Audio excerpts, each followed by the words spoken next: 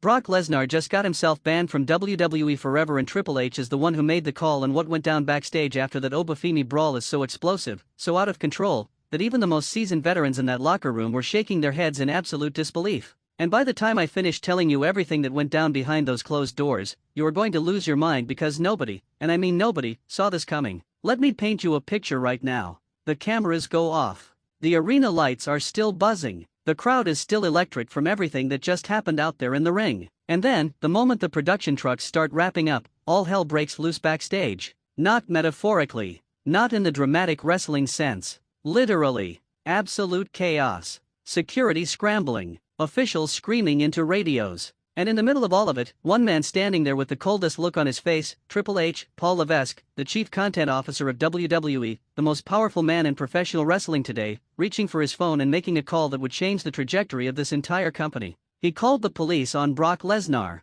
Read that again. Triple H called law enforcement on Brock Lesnar. Not creative. Not talent relations. Not a wellness policy review board. Actual police officers were requested to come to that arena and deal with the situation involving one of the most physically dominant human beings to ever lace up a pair of boots in this industry. And the reason why? Because what Brock Lesnar did to Obafimi backstage went so far beyond what anyone had scripted, so far beyond what was approved, that it crossed a line that even the most lenient, most understanding, most politically savvy executive in wrestling history could not overlook or excuse. Now, before I get into the details of exactly what Brock did, I need you to understand something about Obafimi first. Because a lot of you out there still think Obafimi is just some up-and-coming prospect that WWE is slowly building up for a future mid-card push. No, absolutely not. The people backstage at WWE, the agents, the coaches, the veterans who have been in this business for 30 years, they look at Obafimi the way they looked at a young Brock Lesnar, the way they looked at a young Roman Reigns. This man is a generational talent. He is the future of this company. And Triple H has made it crystal clear internally that Obafimi is one of the top protected investments in all of WWE programming right now. So imagine the temperature in that building when word started spreading backstage that Brock Lesnar, unprompted, unscripted, and completely out of control, got into Obafimi's face after their segment wrapped and took it somewhere that should never, ever happen in a professional environment. People who were standing within 20 feet of the situation described it as one of the most terrifying things they had ever witnessed in decades of working in this business. And these are people who have seen legitimate fights break out in WWE locker rooms before. These are people who have been around when things got genuinely dangerous. And they are still saying that what Brock Lesnar brought into that hallway backstage at Raw was on a completely different level. Here is what sources inside the company are saying actually happened. After the Obafimi brawl segment ended and both men went their separate ways, there was supposed to be a decompression period backstage. Standard procedure. Everyone cools down, gets their gear sorted, debrief with agents, the usual. But Brock Lesnar did not cool down. Brock Lesnar never went to decompress.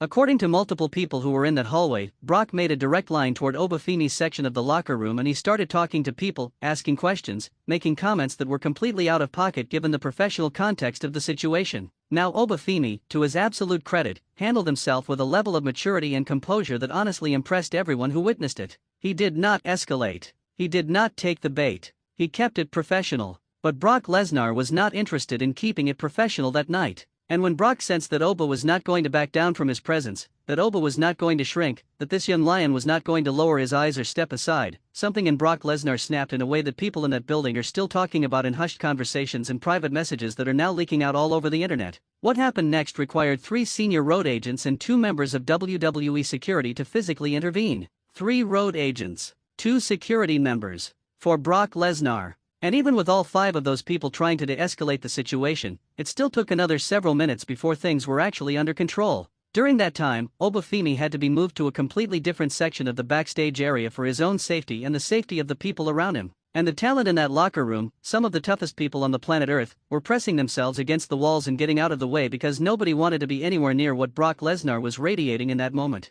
Triple H was informed within 60 seconds of the incident beginning. That is how serious this was. His team did not wait. They did not debate whether to tell him. Someone got on that radio immediately and Triple H was pulled out of a production meeting and briefed in real time as the situation was still unfolding. And the decision to contact local law enforcement was not made impulsively. It was made because the people around Triple H assessed what was happening and determined that WWE's internal security infrastructure was not sufficient to guarantee the safety of everyone in that building given the state Brock Lesnar was in. Now here is where it gets even more complicated and honestly even more fascinating from a wrestling business perspective. Because Brock Lesnar is not just any talent. Brock Lesnar is arguably the most important free agent in the history of professional wrestling. His contract situation with WWE has always been unconventional. He has always operated by his own rules. He has always had more leverage than virtually any other performer in this company's history because the truth is, there is no replacing Brock Lesnar. There is nobody else on the planet who can walk into an arena and make fans believe what Brock Lesnar makes them believe simply by existing in the same physical space as another human being. Triple H knows this.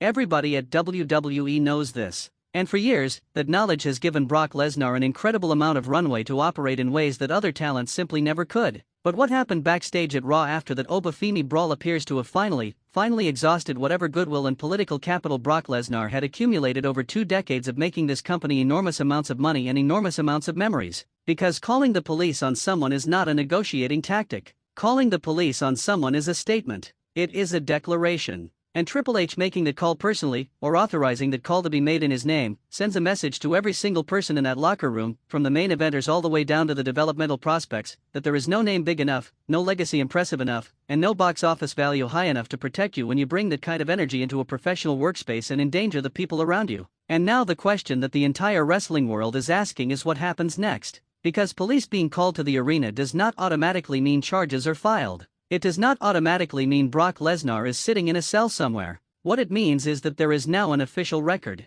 There is now documentation. There is now a paper trail that WWE's legal team can point to if and when this situation escalates into something even larger. And people close to the situation are suggesting that Brock Lesnar's future with this company, which was already complicated and already uncertain heading into this year, is now hanging by a thread so thin that a single phone call could snap it completely. There are talent in that locker room right now who are relieved. Genuinely relieved. Because Brock Lesnar has cast a shadow over WWE for so long, and not always in a way that was positive for the people who had to share that workspace with him. His reputation for doing what he wants, when he wants, and having management reluctantly accommodate him because of his name value, that reputation has created resentment that runs much deeper than most fans watching at home ever get to see or understand. And now here comes Obafimi. The next chapter. The future. A man who looks like he was assembled in a laboratory specifically to dominate this industry for the next 20 years. And the fact that it is Obafimi specifically who is at the center of this confrontation is not lost on anyone paying attention. Because this is essentially the old guard colliding violently with the new era.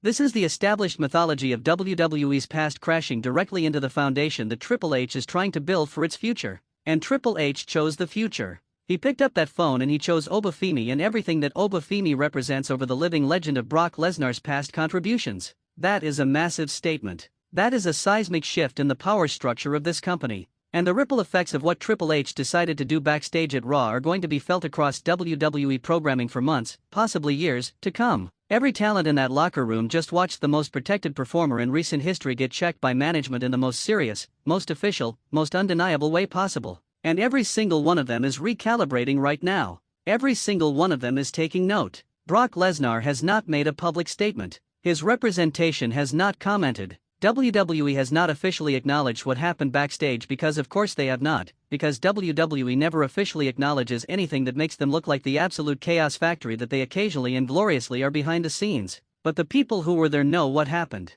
And now you know what happened. And the conversation that this has sparked within the industry, about accountability, about the limits of star power, about what Triple H's era truly looks like when it is tested under real pressure rather than just the curated narrative of television, that conversation is one of the most important ones happening in professional wrestling right now. Because this is not just about Brock Lesnar and Obafimi. This is about who runs WWE. This is about whether the rules that apply to everyone else in that locker room actually apply to the biggest names too. And Triple H just answered that question in the loudest, most definitive way that he possibly could without ever saying a single word publicly. Drop your thoughts in the comments right now because I want to know exactly what you think should happen next with Brock Lesnar. Is his WWE career over? Does Triple H bring him back anyway because the business demands it? And is Obafimi now on an even faster track to the absolute top of this company because of everything that went down that night? Comment, share this with every wrestling fan you know. Because this story is far from over and I will be right here bringing you every single update as it breaks.